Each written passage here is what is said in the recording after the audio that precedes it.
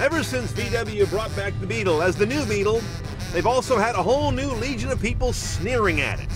No one seemed to take the cute little rounded thing seriously. That's finally changing.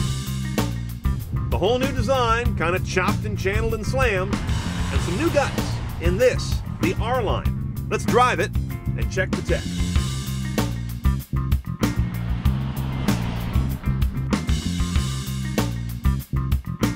Now, I could call this a turbo. There's a big badge on the back that says that, but that doesn't distinguish this Beetle anymore because recently even the base Beetle went turbo, 1.8. This is a bigger turbo at 2.0. You also get a sports suspension in the R-Line, bigger and more aggressive looking wheels, a body kit that particularly changes the way the bumpers are molded. And if you haven't checked out a Beetle at all in a while, well, it's worn a new look since 2012. Less rounded over the top, a little more broad-shouldered. Inside you got a very cool little gauge cluster on top of the dash. We'll see in a moment. Independent rear suspension came to Beetles recently as well. In general, you could call this the GTI of Beetles. It's a good summary for the R-Line. Now, no bud vase. This is a much more business-like cabin in the Beetle R-Line. First of all, you see you've got 3 clear analog gauges here, your speedo, your tach, and your fuel gauge. But it gets much more interesting up here. This little blister is an R-Line thing, where you've got an oil temperature gauge, you've got this interesting lap timer in the middle, and over on the right you've got your turbo boost gauge. All of these, of course, speak to a very different mission than your standard Beetle. Now, we have the top package on this vehicle, which is called Sun, Sound, and Navigation. The Sun is the roof overhead, pretty big for an arch-top car. The Sound is the Fender audio system around the vehicle, big old sub in the back and Fender branding all around. The Navigation is right here, the Navigation. The screen is pretty small by today's standards. This is the iPhone of car head units, way behind the pack in size.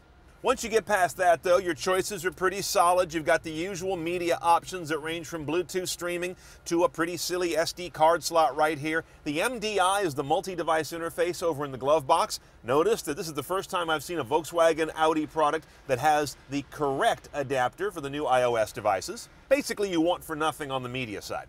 The navigation screen has several views, but no Earth view, nothing that's too complex. There's no connected navigation going on here either. Dot pitch and resolution isn't bad. It's basically a perfectly good system, but there's nothing cutting edge about it. But in general, this interface still makes no organic sense to me.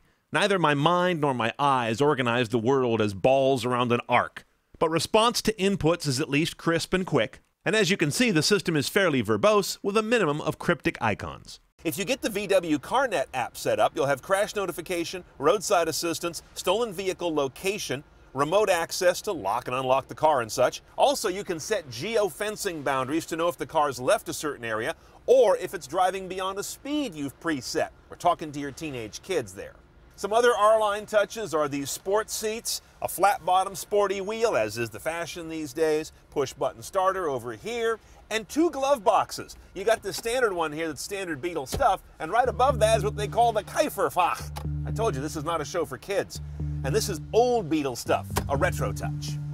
Now, under its short snout, you've got a hotter engine than in a base Beetle, but as I mentioned earlier, all these guys get turbo engines now, but this is the somewhat bigger one. It's a 2-liter turbo, inline 4, of course, sitting side saddle, driving the front wheels. That's Beetle architecture. Aside from turbocharging, it's also got direct injection, so all the major hits of current engine design are in here. The numbers: 210 horsepower, 207 foot-pounds of torque.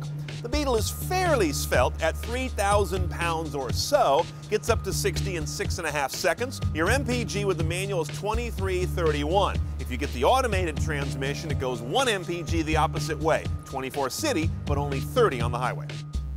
Now, moving all that power to the wheels, of course, means going to the front wheels. So there's nothing going through the bottom of the car here. There's no all-wheel drive, although performance purists might like it. What you do have, though, is a limited slip differential in the R-Line. If you're unclear on that, go see our CarTech 101 from CNET on Cars about LSDs. And you have 2 choices of gearboxes. We, blessedly, have been given the 6-speed manual. Yes, this is a rarity these days. I bet most of these are going to ship with a 6-speed DSG. That's a dual-clutch automated manual gearbox. Now, I'll tell you, I came prepared to really love the Beetle R-Line. It looks so good on paper. It doesn't look so good on the road. The engine I give an A-. It's got great power, minimal turbo lag, makes a nice note when you really kind of get grinding into it.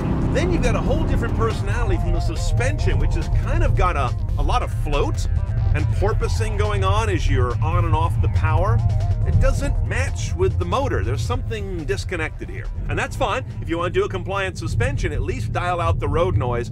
And they don't do a good job of that. I'm getting a lot of really annoying drumming from the road surface out of all four wheels. It's just irritating. So there's a bit of Jekyll and Hyde going on here. I wish they'd gotten the underpinnings to be more of what the engine's trying to deliver. It's not a bad car to drive. I don't dislike it, but it's not of a piece. No driver assistance tech to speak of on the R-Line, not even a rear camera, which is very odd at this point in history. Okay, let's price our little round red friend, about $25,800 for an R-Line delivered. Then I'm gonna add $1,100 for that DSG, because while I like this manual gearbox, I don't love it, and I think that DSG is gonna be a hot setup.